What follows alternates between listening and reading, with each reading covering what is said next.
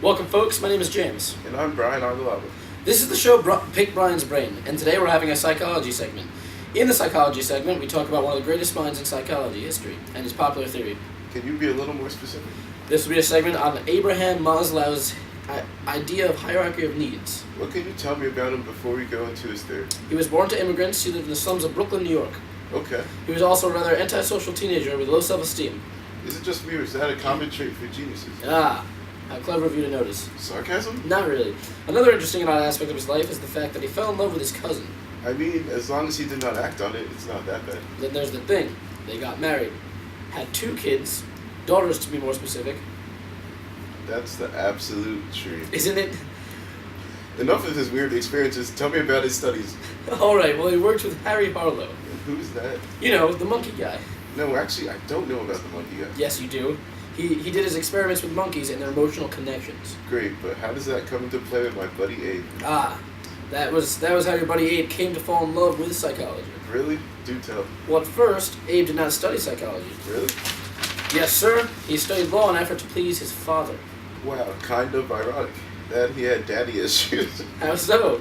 Seriously? Yes. It's obvious. He became a psychologist with daddy issues. Pay attention.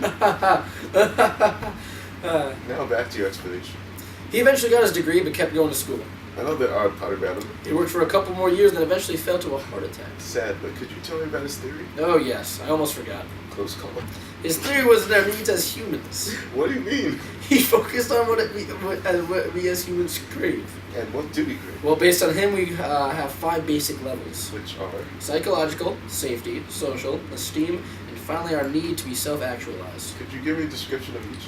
Psychological is just basically our need to feed, water, warmth, and sex, of course. Sex, of course. But on to the next. Well, safety is kind of self-explained. We seek to be safe. True, kind of obvious.